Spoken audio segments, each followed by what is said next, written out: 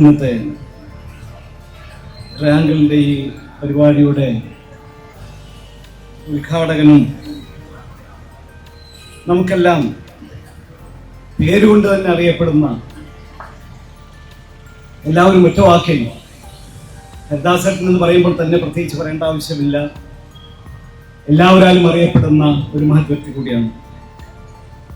അതേപോലെ തന്നെയാണ് ഇവിടെ സൂചിപ്പിച്ചു സ്വാഗത പ്രസംഗത്തിൽ വളരെ വ്യക്തമായി തന്നെ ശ്രീ KN ഖാദർ, അതുപോലെ ശ്രീ അജിത് പളാടി, ശ്രീ PJ ആന്റണി തുടങ്ങിയ മഹൽ വ്യക്തിത്വങ്ങളാണ് ഇന്നത്തെ ഈ പരിപാടിയിൽ പങ്കെടുക്കുന്നത്.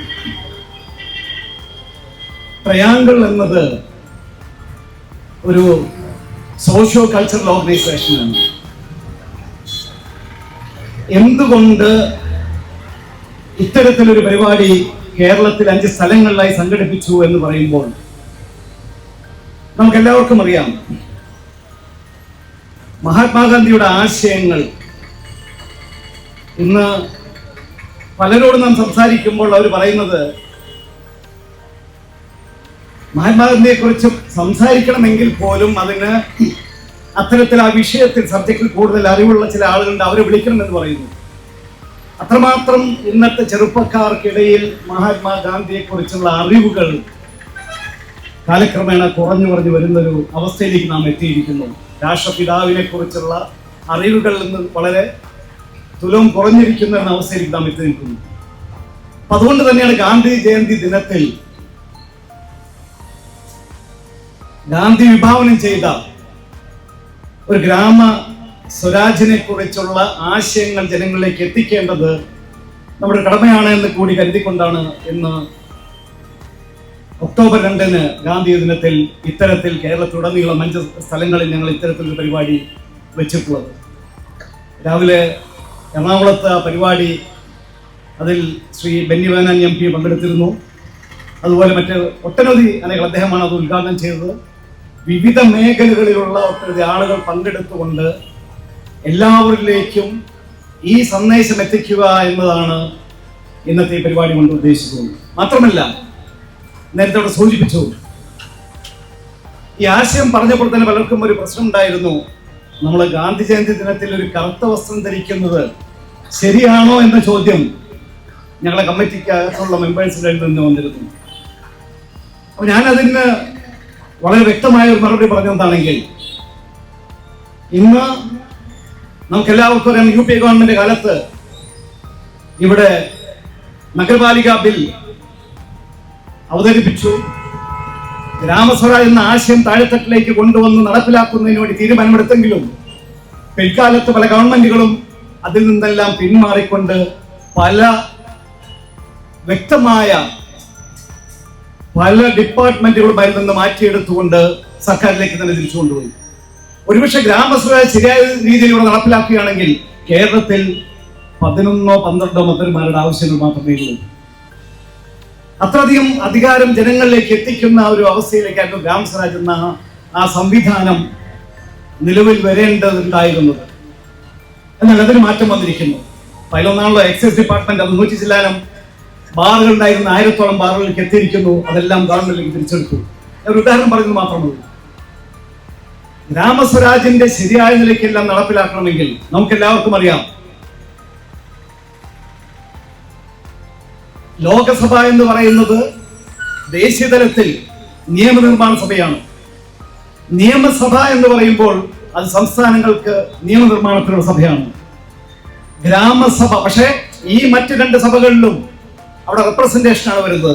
എന്നാൽ ഗ്രാമസഭയിൽ അവിടുത്തെ വോട്ടർമാരുടെ 30% ആളുകളിൽ പങ്കെടുത്തുകൊണ്ട് അവരുടെ ആവശ്യങ്ങൾ അവിടെ പാസ്സാക്കിയെടുക്കുമ്പോൾ അതാണ് ആ പഞ്ചായത്തിന്റെ ആ വാർഡിലേക്കുള്ള പ്രോജക്റ്റ് ആയിട്ട് നടപ്പിലാക്കാൻ പോകുന്നത്.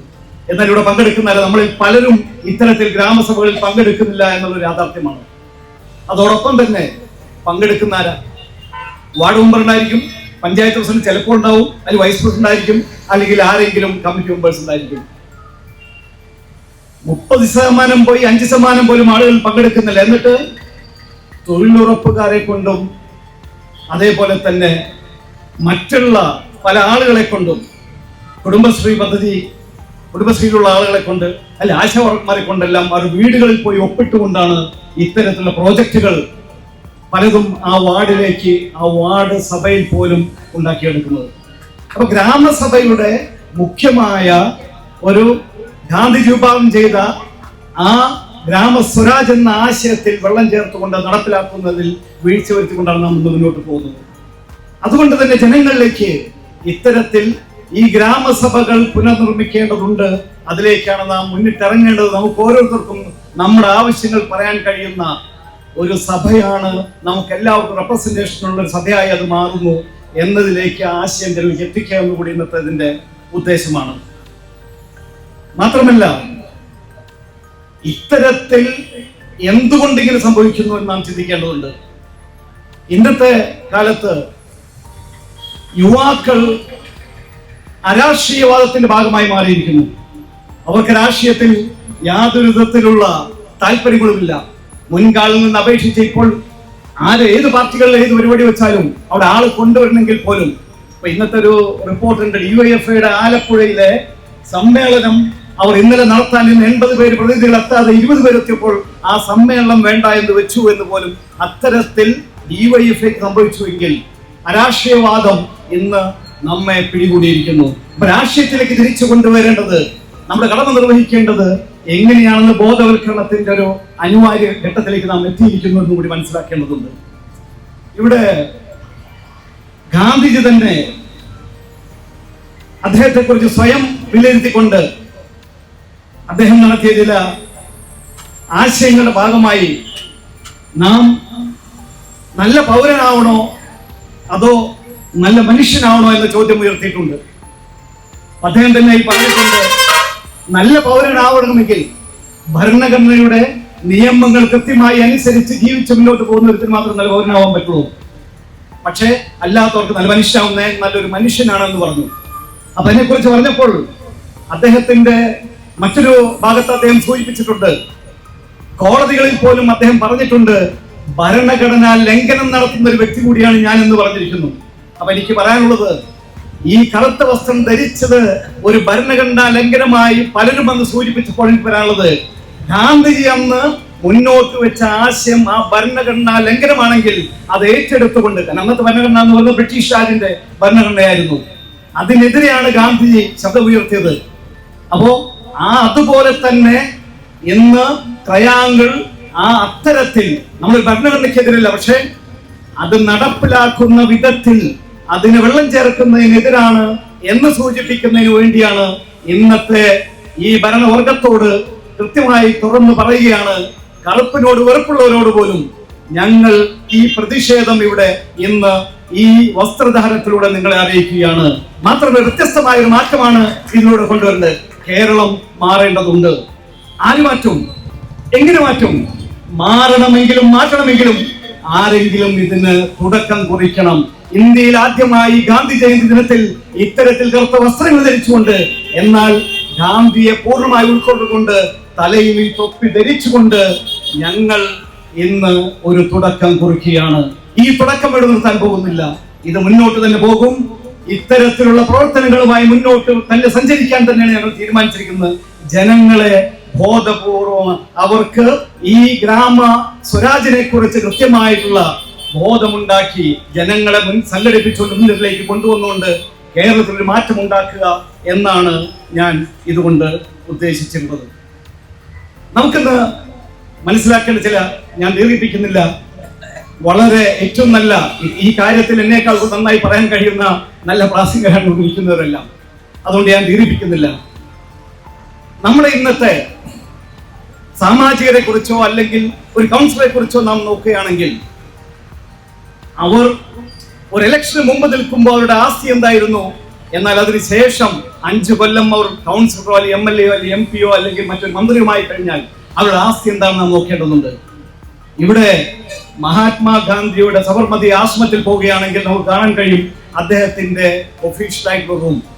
അദ്ദേഹം കൂടെ വിട്ടുപോയ അദ്ദേഹത്തിന്റെ ജീവിതത്തിലെ സമ്പാദ്യം എന്ന് പറയുന്നത് അദ്ദേഹത്തിന്റെ ഒരു മെതിയടി, ചെരുപ്പ്, ഒരു കണ്ണട, എഴുതാൻ ഉപയോഗിക്കുന്ന ഒരു പലക, അതുപോലെ തന്നെ അന്ന് ഉപയോഗിച്ചിരുന്ന പേപ്പറും ഒരു സ്റ്റീൽ പെന്നും ബ്ലോട്ടിംഗ് പേപ്പറും മാത്രമാണ് അദ്ദേഹത്തിന് സമ്പാദ്യമായി ഇവിടെ അവശേഷിച്ചിട്ടുള്ളത്.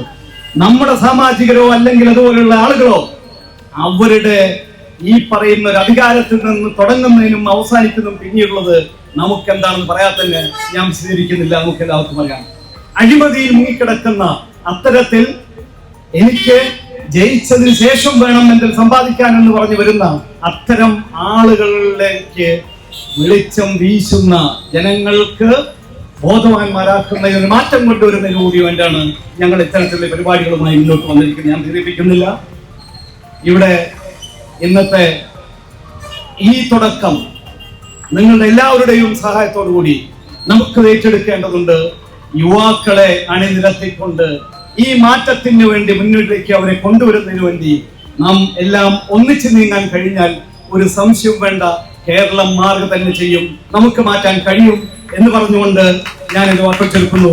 നന്ദി, നമസ്കാരം.